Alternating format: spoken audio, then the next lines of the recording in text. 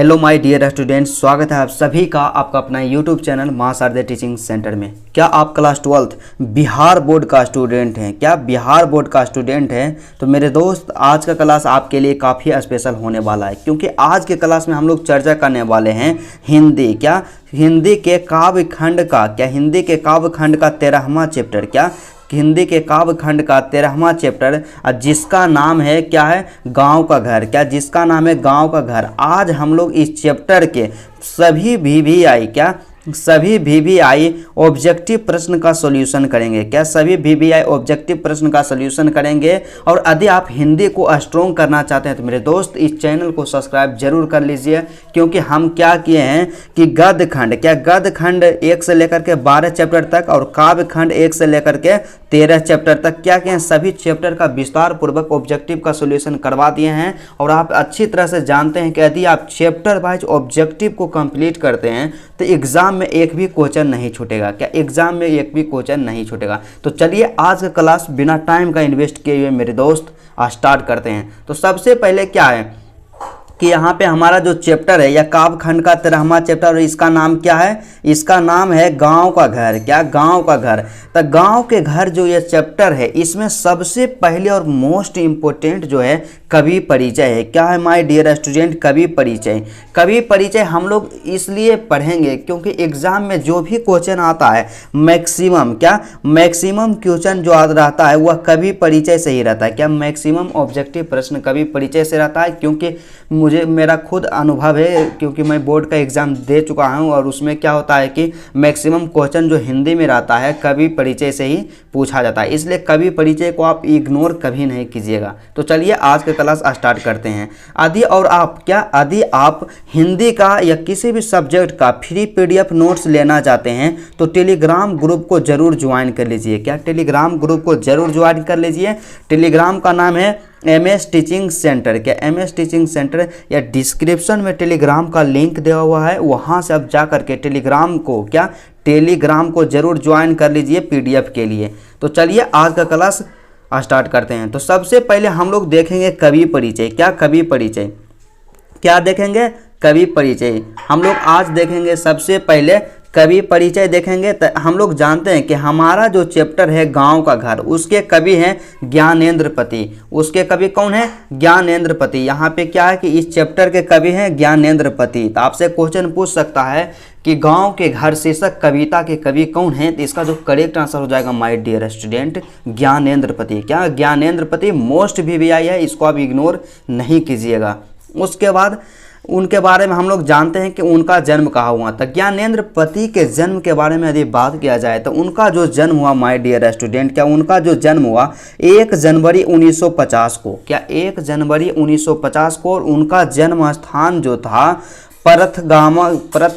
पथरगामा गोड्डा झारखंड। मतलब सीधा समझिए कि ज्ञानेंद्रपति का जो जन्म हुआ 1 जनवरी 1950 को। 1 जनवरी 1950 ईस्वी को पथरगामा गोड्डा झारखंड में। झारखंड के एक स्थान है गोड्डा, और गोड्डा में क्या है? पथरगामा है। उसी जगह ज्ञानेंद्रपति का जन्म हुआ। तो आपसे क्वेश्चन पूछ सकता है कि ज्ञानेंद्रपति का जन्म कब हुआ और कहाँ हुआ। तो आप क्या मारिएगा? जन्म कब हुआ? तो कब हुआ जन्म? 1 जनवरी 1950। और कहाँ हुआ? पथरगामा गोड्डा झारखंड। उसके बाद अगला जो मोस्ट इम्पोर्टेंट पॉइंट यहाँ पे है, क्या है कि निवास स्थान। आपसे क्वेश्चन पूछेगा कि जन्म तो वहाँ हुआ लेकिन उनका निवास स्थान कहाँ है? तो निवास स्थान है वाराणसी, उत्तर प्रदेश। और कई स्टूडेंट यहाँ कन्फ्यूज करते हैं कि उनका जन्म स्थान और निवास स्थान दोनों में कन्फ्यूज रहते थे। जन्म स्थान पूछे तो पथरगामा गोड्डा झारखंड, और निवास स्थान पूछे माय डियर स्टूडेंट तो क्या होगा? वाराणसी, उत्तर प्रदेश। वाराणसी, उत्तर प्रदेश। और अक्सर आप गलती इसमें कीजिएगा कि जन्म स्थान के जगह पे आपका क्या कर दीजिएगा? निवास स्थान, लेकिन ऐसा गलती नहीं करना है। उसके बाद क्या है कि ज्ञानेंद्रपति के माता जी का नाम है सरला देवी। ज्ञानेंद्रपति के माता जी का नाम सरला देवी एवं उनके पिताजी का नाम देवेंद्र प्रसाद चौबे। देवेंद्र प्रसाद चौबे। ज्ञानेंद्रपति के पिताजी का नाम जो है देवेंद्र प्रसाद चौबे है। उसके बाद उनके शिक्षा के बारे में बात करते हैं कि उनका जो शिक्षा हुआ कहाँ से हुआ, कहाँ से हुआ और कौन सी शिक्षा किस विश्वविद्यालय से हुआ। तो सबसे पहले क्या है कि कोई भी आदमी होता है या कवि होता है या लेखक होते हैं तो उनका प्रारंभिक शिक्षा होता है। तो प्रारंभिक शिक्षा कहने का मतलब शुरुआती शिक्षा 1 से लेकर 5 क्लास तक या 1 से लेकर 8 क्लास तक। तो उनका जो प्रारंभिक शिक्षा हुआ वह प्रारंभिक शिक्षा अपने गांव के स्कूल में, क्या अपने गांव के स्कूल में ही वो प्रारंभिक शिक्षा किए। उसके बाद क्या किए कि बीए और एमए, क्या बीए और एमए अंग्रेजी विषय में पटना विश्वविद्यालय से किए। मतलब सीधा साफ समझिए क्या ज्ञानेंद्र पति जो है प्रारंभिक शिक्षा अपने गांव से किए। उसके बाद क्या है बीए और एमए, क्या बीए और एमए किए पटना विश्वविद्यालय से। कहाँ से? पटना विश्वविद्यालय से। और किस विषय में किए माय डियर स्टूडेंट? तो यहाँ जो विषय है बीए और एमए का विषय अंग्रेजी, क्या अंग्रेजी विषय में ज्ञानेंद्र पति जी पटना विश्वविद्यालय से एमए किए। तो आपसे क्वेश्चन पूछेगा कि ज्ञानेंद्र पति एमए किस विषय में किए, तो इसका जो करेक्ट आंसर होगा माय डियर स्टूडेंट अंग्रेजी विषय में। क्या अंग्रेजी विषय में। और कहाँ से किए? तो पटना विश्वविद्यालय से। इसी तरह से क्वेश्चन पूछता है क्योंकि मेरा खुद का एक्सपीरियंस है। उसके बाद अगला जो प्रश्न यहाँ पे दिया गया है, प्रश्न नहीं पॉइंट है कि हिंदी में भी, क्या हिंदी में भी एमए बिहार विश्वविद्यालय मुजफ्फरपुर से किए। मतलब क्या है कि ज्ञानेंद्र पति जो है अंग्रेजी में, क्या इंग्लिश में तो एमए किए हैं, क्या इंग्लिश में एमए किए। उसके बाद क्या किए कि हिंदी में भी, क्या हिंदी में भी वे एमए किए। कौन विश्वविद्यालय से किए? बिहार विश्वविद्यालय मुजफ्फरपुर से। क्या बिहार विश्वविद्यालय मुजफ्फरपुर से। सीधा यहाँ आप समझिए कि ज्ञानेंद्र पति बीए किए सिर्फ अंग्रेजी विषय में, क्या बीए किए अंग्रेजी विषय में, लेकिन एमए जो किए, क्या एमए जो किए, एमए किए 2 विषय में, क्या 2 विषय में। पहला जो एमए किए इंग्लिश में पटना विश्वविद्यालय से। उसके बाद दूसर का जो एमए किए हिंदी में, क्या दूसर एमए किए हिंदी में, वो भी बिहार विश्वविद्यालय मुजफ्फरपुर से। क्या बिहार विश्वविद्यालय मुजफ्फरपुर से। उसके बाद अगला जो मोस्ट इम्पोर्टेंट यहाँ पे आता है कि वृत्ति, क्या वृत्ति।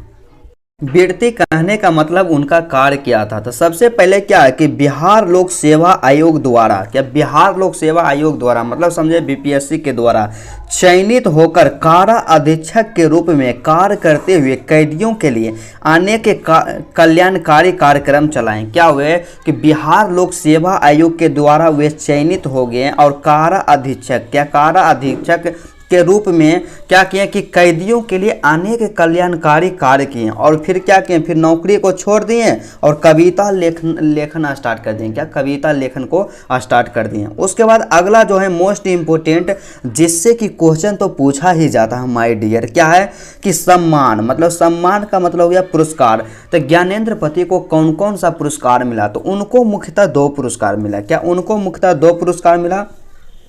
तो सबसे पहला क्या है पहल सम्मान 2006 में। उसके बाद जो मोस्ट इम्पोर्टेंट यहाँ पे जो है सबसे मोस्ट इम्पोर्टेंट है क्या है कि अंशयात्मा के लिए, क्या अंशयात्मा ज्ञानेंद्र पति की एक कीर्ति है, उसी के लिए साहित्य एकेडमी पुरस्कार 2006 में मिला। मतलब सीधा से समझिए कि ज्ञानेंद्र पति जी को साहित्य एकेडमी पुरस्कार मिला।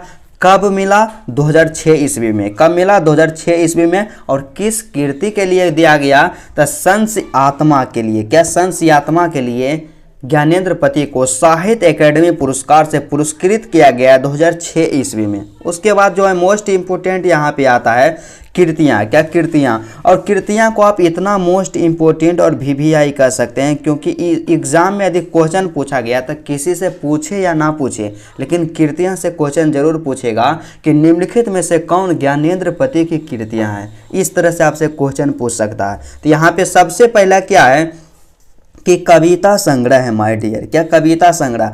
हम एक एक करके इसलिए पढ़ते हैं कि कविता संग्रह। तो आपसे क्वेश्चन इस तरह से भी पूछता है, थोड़ा सा भी एडवांस पूछ रहा है कि ज्ञानेंद्र पति की कविता संग्रह कौन है। तो ऑप्शन दे देगा तो आप जानिएगा तभी ने कि कौन ज्ञानेंद्र पति की कविता संग्रह है। तो इसलिए सबसे पहले देखिए कि ज्ञानेंद्र पति के कविता संग्रह जो है पहला जो था क्या था कि आँख हाथ बनते हुए। क्या आँख जो है हाथ बनते हुए 1970 में। ईस्वी नहीं पूछेगा, 100% गारंटी है।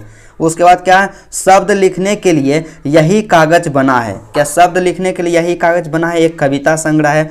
गंगा तट एक कविता संग्रह जिसकी रचना 2000 ईस्वी में किया गया है। संस्यात्मा जो क्या है मोस्ट इम्पोर्टेंट है और इसकी रचना 2004 में किया गया है। क्या संशयात्मा की जो रचना है ज्ञानेंद्र पति के द्वारा, क्या संशयात्मा के रचना ज्ञानेंद्र पति के द्वारा 2004 ईस्वी में किया गया है। और इसी में 2006 ईस्वी में, क्या इसी के लिए 2006 ईस्वी को साहित्य अकादमी पुरस्कार ज्ञानेंद्र पति को दिया गया था। इसलिए इसको आप क्या कीजिए, VBI कर दीजिए। इसको आप याद रखिएगा कि संशयात्मा क्या है, कविता संग्रह है। क्या संशयात्मा जो है कविता संग्रह है। उसके बाद अगला जो है भिनसार भी है कविता संग्रह। उसके बाद कवि ने कहा, जिसकी रचना 2007 ईस्वी में किया गया। उसके बाद कविता संग्रह के बाद यहाँ पे आता है काव्य नाटक। क्या काव्य नाटक मतलब नाटक, उन्होंने नाटक की रचना भी किए। उसका नाम क्या था, एक नाटक की रचना किया, उसका जो नाम है एक चक्रा नगरी। क्या एक चक्रा नगरी। तो आपसे क्वेश्चन पूछेगा कि एक चक्रा नगरी क्या है, तो एक चक्रा नगरी जो है काव्य नाटक है। क्या काव्य नाटक है। उसके बाद अगला जो है मोस्ट इम्पोर्टेंट क्या है कि कथेतर गद्य। क्या कथेतर गद्य क्या है, तो कथेतर गद्य कौन कौन है, तो कथेतर गद्य जो है ज्ञानेंद्र पति के एक है पढ़ते पढ़ते। क्या पढ़ते पढ़ते, यही इसमें इम्पोर्टेंट था। और सबसे मोस्ट इम्पोर्टेंट यहाँ पे यह दिया गया है कि हम लोग जो चैप्टर आज पढ़ रहे हैं, क्या हम लोग जो आज चैप्टर पढ़ रहे हैं जिसका नाम है क्या गांव का घर। क्या गांव का घर, यह जो चैप्टर है कविता संग्रह। क्या कविता संग्रह संशयात्मा से ली गई है। क्या जो ज्ञानेंद्र पति का कविता संग्रह है, कौन कविता संग्रह है, संशयात्मा। क्या संशयात्मा से इसको लिया गया है गांव का घर। मतलब आपसे क्वेश्चन पूछेगा कि गांव के घर शीर्षक कविता कहाँ से लिया गया है या कहाँ से उद्घृत है, तो यहाँ पे क्या हो जाएगा संशयात्मा। क्या संशयात्मा। मतलब यहाँ तक हम लोग क्या किए कि सभी कवि परिचय और इम्पोर्टेंट बिंदु चैप्टर के देख लिए। अब हम लोग क्या देखेंगे यहाँ पे कि सभी अत्यंत महत्वपूर्ण वस्तुनिष्ठ प्रश्न। क्या सभी अत्यंत महत्वपूर्ण वस्तुनिष्ठ प्रश्न मतलब ऑलमोस्ट इम्पोर्टेंट ऑब्जेक्टिव, सभी ऑब्जेक्टिव को आज विस्तार पूर्वक सोल्यूशन करेंगे। और यदि आप इस वीडियो को अंत तक देख लेते हैं तो एग्जाम में एक भी ऑब्जेक्टिव इससे बाहर नहीं आएगा। तो चलिए स्टार्ट करते हैं। तो सबसे पहला प्रश्न हमारे पास दिया गया है जो कि मोस्ट इम्पोर्टेंट है और 2021 में पूछा गया था। क्या 2021 में पूछा गया था, तो समझिए बिना इम्पोर्टेंट जो प्रश्न रहता है, जो महत्वपूर्ण नहीं रहता है, तो वो तो फालतू प्रश्न बोर्ड एग्जाम पूछेगा नहीं। इसका मतलब समझिए कि इम्पोर्टेंट है। पहला प्रश्न क्या है कि ज्ञानेंद्र पति किस प्रशासनिक पद पर थे, तो बिहार लोक सेवा आयोग के द्वारा जो थे ज्ञानेंद्र पति क्या थे, कारा अधीक्षक थे। क्या कारा अधीक्षक थे, ऑप्शन नंबर सी। क्या ऑप्शन नंबर सी हो जाएगा कारा अधीक्षक। उसके बाद अगला जो प्रश्न यहाँ पे दिया गया है कि गांव का घर शीर्षक कविता किस कविता संग्रह से ली गई है। बताएं ने कि गांव का घर शीर्षक कविता जो है किस कविता संग्रह से ली गई है। साइंस और कॉमर्स में पूछा गया था 2019 में। क्या 2019 में पूछा गया था, तो इसका जो करेक्ट आंसर होगा माय डियर स्टूडेंट कि गांव का घर शीर्षक कविता जो है संशयात्मा नामक कविता संग्रह से लिया गया है। क्या संशयात्मा नामक कविता संग्रह से लिया गया है। ऑप्शन नंबर सी इसका करेक्ट आंसर होगा। उसके बाद अगला जो प्रश्न है यहाँ पे दिया गया है मोस्ट इम्पोर्टेंट है कि गांव का घर शीर्षक कविता। क्या गांव का घर शीर्षक कविता किसकी रचना है, भूषण की है या सूरदास की है या ज्ञानेंद्र पति की है या रघुवीर सहाय की है। क्या या रघुवीर सहाय की है। काफ़ी आसान प्रश्न है और 2014 में पूछा गया था और 2016 में पूछा गया था। इसके जो करेक्ट आंसर हो जाएगा माय डियर स्टूडेंट कि गांव का घर जो है ज्ञानेंद्र पति की रचना है। Option number C is the correct answer. उसके बाद अगला प्रश्न जो यहाँ पे दिया गया है 4 नंबर का प्रश्न है मोस्ट इम्पोर्टेंट है। क्या है कि संशयात्मा। क्या संशयात्मा के लिए साहित्य अकादमी पुरस्कार ज्ञानेंद्र पति को प्रथम सम्मान से सम्मानित कब किया गया था, तो संशयात्मा के लिए ज्ञानेंद्र पति को 2006 ईस्वी में। क्या 2006 ईस्वी में साहित्य अकादमी पुरस्कार से पुरस्कृत किया गया था। ऑप्शन नंबर सी इसका करेक्ट आंसर होगा 2006 ईस्वी। उसके बाद अगला प्रश्न यहाँ पे है ज्ञानेंद्र पति का। क्या ज्ञानेंद्र पति का जन्म कब हुआ था। ज्ञानेंद्र पति का जन्म कब हुआ, 1 जनवरी 1950 या 1 जनवरी 1940 या 1 जनवरी 1935 या 1 जनवरी 1945। इसका जो करेक्ट आंसर होगा माय डियर स्टूडेंट कि ज्ञानेंद्र पति का जो जन्म हुआ 1 जनवरी 1950 को। क्या 1 जनवरी 1950 को। So my answer is option number A. उसके बाद अगला प्रश्न जो हमारे पास दिया गया है क्या है कि ज्ञानेंद्र पति का जन्म स्थान कहाँ है, तो ज्ञानेंद्र पति का जो जन्म स्थान है कहाँ है, पथरगामा गोड्डा झारखंड। क्या Pathargama Godda Jharkhand, option number B इसका करेक्ट। आप यहाँ से समझ सकते हैं कि कितना मोस्ट इंपॉर्टेंट है कवि परिचय पढ़ना, क्योंकि मैक्सिमम क्वेश्चन आप देख रहे हैं कि कवि परिचय से ही है, इसलिए हम आपको बोलते हैं कि कवि परिचय को आप इग्नोर नहीं कीजिएगा। उसके बाद अगला जो प्रश्न है, क्या ज्ञानेंद्र पति जी किस युग के कवि हैं? तो ज्ञानेंद्र पति जो हैं किस युग के कवि हैं? आधुनिक युग के कवि हैं। किस युग के? आधुनिक युग के कवि हैं ज्ञानेंद्र पति जी। उसके बाद अगला जो प्रश्न यहाँ पे दिया गया है 8 नंबर में, क्या ज्ञानेंद्र पति किस प्रकार के रचनाकार हैं? ज्ञानेंद्र पति किस प्रकार के रचनाकार हैं? तो ज्ञानेंद्र पति जो हैं एक सजग रचनाकार है। क्या ज्ञानेंद्र पति जो है एक सजग रचनाकार हैं? Option number a most important प्रश्न है। उसके बाद अगला जो प्रश्न यहाँ पे दिया गया है 9 नंबर का, कि दूध डूबे अंगूठे के छाप किनके हैं? तो दूध डूबे अंगूठे के छाप जो हैं बूढ़े ग्वाल दादा के हैं। क्या बूढ़े ग्वाल दादा के हैं? क्या बूढ़े ग्वाल दादा के हैं? उसके बाद अगला जो प्रश्न यहाँ पे दिया गया है 10 नंबर का प्रश्न है माय डियर स्टूडेंट, कि ज्ञानेंद्र पति को साहित्य अकेडमी पुरस्कार किस कृति पर मिला था? तो आपको हमने बताया कि ज्ञानेंद्र पति को 2006 ईस्वी में, कब? 2006 ईस्वी में संस्यात्मा के लिए 2006 ईस्वी में साहित्य अकेडमी पुरस्कार से सम्मानित किया गया था। इसलिए हमारा जो करेक्ट आंसर होगा, सही आंसर होगा ऑप्शन नंबर बी। क्या? ऑप्शन नंबर बी संस्यात्मा। उसके बाद अगला जो प्रश्न यहाँ पे दिया गया है 11 नंबर का प्रश्न है, कि ज्ञानेंद्र पति का निवास स्थान कहाँ है? तो आपको हम इसमें बताए हैं कि निवास स्थान और जन्म स्थान दोनों अलग है। निवास स्थान कहाँ है? वाराणसी उत्तर प्रदेश। क्या? वाराणसी उत्तर प्रदेश। और जन्म स्थान जो है वहाँ दिया गया था पथरगामा गोड्डा झारखंड है, लेकिन निवास स्थान है वाराणसी उत्तर प्रदेश। क्या? वाराणसी उत्तर प्रदेश। उसके बाद अगला जो प्रश्न यहाँ पे दिया गया है 12 नंबर का प्रश्न है, कि गांव का घर कविता ज्ञानेंद्र पति के किस संग्रह से ली गई है? तो गांव का घर कविता जो है ज्ञानेंद्र पति के संस्यात्मा, क्या संस्यात्मा नामक संग्रह से लिया गया था। आप याद रखिएगा कि संस्यात्मा के लिए ज्ञानेंद्र पति को 2006 ईस्वी में साहित्य अकेडमी पुरस्कार मिला। और यह जो चैप्टर है गांव का घर, यह कहाँ से लिया गया है? संस्यात्मा से लिया गया है। कहाँ से? संस्यात्मा से लिया गया है। उसके बाद अगला जो प्रश्न है यहाँ पे 13 नंबर का प्रश्न है, क्या ज्ञानेंद्र पति की पुस्तकें कौन कौन है? तो ज्ञानेंद्र पति की पुस्तकें कौन कौन है? निम्न सभी, मतलब एक चक्रा नगरी, यह भी ज्ञानेंद्र पति की कीर्ति है। संस्यात्मा भी ज्ञानेंद्र पति की कीर्ति है। पढ़ते पढ़ते भी ज्ञानेंद्र पति की कीर्ति है। इसलिए इसका correct answer option number A निम्न सभी। क्या? ऑप्शन नंबर ए निम्न सही, निम्न सभी हो जाएगा। उसके बाद अगला जो प्रश्न यहाँ पे दिया गया है 14 नंबर का प्रश्न है, जो कि काफ़ी मोस्ट इम्पोर्टेंट प्रश्न है। क्या है? कि ज्ञानेंद्र पति के कविता संग्रह का नाम बताएं। तो देखिए यहाँ पे क्वेश्चन पूछ दिया है कि ज्ञानेंद्र पति के कविता संग्रह के नाम बताएं। एक क्वेश्चन किस प्रकार से आपसे पूछता है कि ज्ञानेंद्र पति के कीर्ति कौन है? आज एक दूसरा का प्रश्न पूछेगा, हम डायरेक्टली पूछ देगा कि ज्ञानेंद्र पति के कविता संग्रह के नाम बताएं या ज्ञानेंद्र पति के निबंध का नाम बताएं। तो यहाँ पे कविता संग्रह, तो इसका जो करेक्ट आंसर हो जाएगा ऑप्शन नंबर डी, क्योंकि हाथ आंख बनते हुए भी कविता संग्रह है। शब्द लिखने के लिए ही यह कागज बना है, कविता संग्रह है। गंगा डट कविता संग्रह, संस्यात्मा कविता संग्रह, भिनसार कविता संग्रह, कवि ने कहा कविता संग्रह। मतलब क्या है कि उपर्युक्त सभी जो है क्या है? कविता संग्रह ही है।